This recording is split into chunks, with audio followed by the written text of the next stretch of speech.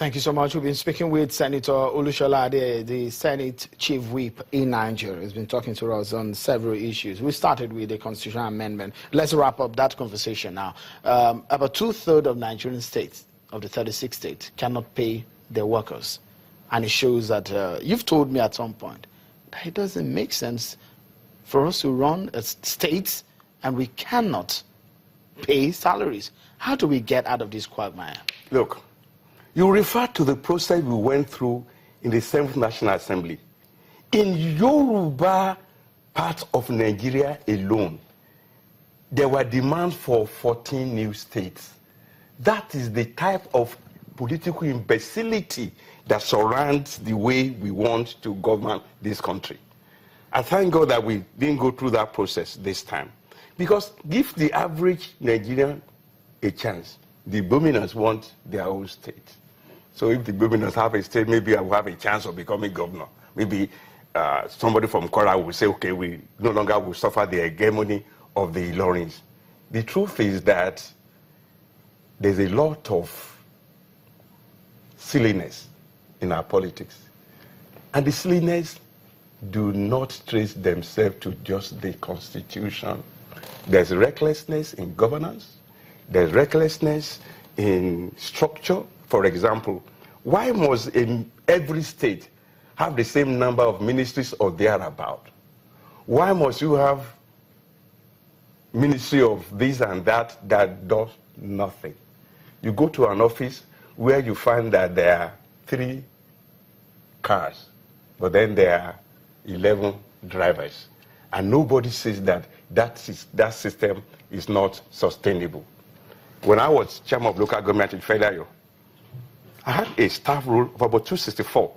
An American would have run that local government with about maximum 22 people. But God forbid that I should have suggested reducing the staff strength. Of course, that would have been the end of myself politically and the end of my party. So in a way, I'm glad that we are forced to this situation where we must address some of the matters.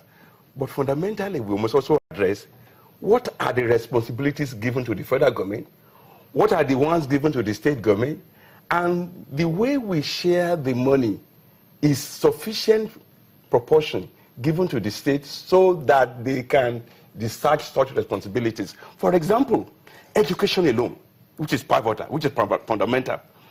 Primary school education, secondary school education. These are primarily the responsibilities of the state. And how much money is the state given to do that? And then you look at what they call the exclusive list versus the concurrent list. Why, for example, must it be only federal government that can run railway? Why must only be federal government that can have waterways? As far back as 1979, Jakande had proposed a transit system in Lagos. And had it been given the freedom, Lagos would be by far better off today than it is now. Right. So these are the issues that we want to attend to. All right. Senator Adeyeye, let's quickly move into some of the issues, allegations that trailed the last few days at the Senate. It was really indeed a very tense atmosphere when the issues about the alleged forgery of the Senate rule books and order and the rule books came up, and there were stories about a possible prosecution of some of the principal officers there. And we saw PDP senators say they are withdrawing the support for President Muhammadu Buhari. You were part of the press conference that says you are affirming your support for President Muhammadu Buhari. How did things go this bad? First and foremost, I'm sad that we got ourselves into this mess. All my life, every time I voted for any presidential candidate in Nigeria, he has lost. Muhammadu Buhari was the first candidate that I voted for in Nigeria who won. And for once, I was looking forward to being part of a government that will do the kind of things I believe in for the Nigerian people. Alas, for almost 1 year now, we've been riddled with crisis. Despite that, no matter what anybody says, I can see that progress is being made in roads, progress is being made in refinery, progress is being made in railway, progress is being made in areas despite all the crises that we have. Now, How do we get into where we are right now? Unfortunately, there's no lasting loyalty in the corridor of power. And because of the benefits of power in Nigeria that are so obscene, quite frankly, people will give anything to get to particular posts.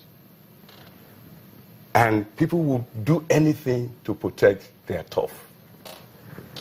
On the one hand, there are those who believe that the president is keeping promise with the electorate by prosecuting the war against corruption.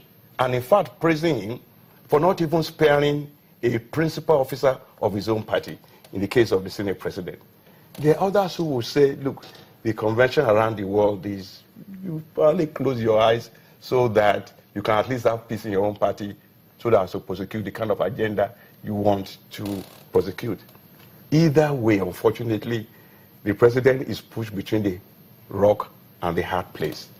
My own disappointment, quite frankly, is that we in the Senate have not shown better maturity in handling these things. First, our own rules in the Senate forbid us from discussing matters in the court. So ordinarily, those who support our Senate president should have given him all the support he needs so as to provide for himself the best defense in the court of Nigeria. All right, Senator Ade, you were in the 7th Assembly, yes, and you're here now. Yes. Was the rule book forged? I don't know how to answer that. The reason is this. I am a member of the current Senate. I'm a principal officer of the current Senate. The rules that we have now are different from the one we had in the 7th National Assembly. There's no question about that. Let the court determine whether it was forged. So you discovered that what you used at the 7th Senate has been altered for the 8th Senate? Oh, yes, it was altered. Nobody can. But majorly, what was the major alteration that you discovered? It's not what I discovered. It's what was there. Or what is now there? What has been altered? As regarding voting? Yes, is that in the 7th National Assembly, voting had to be done publicly. In this current one, it was done privately. Other things, look, I don't want to get into that because the case is in court.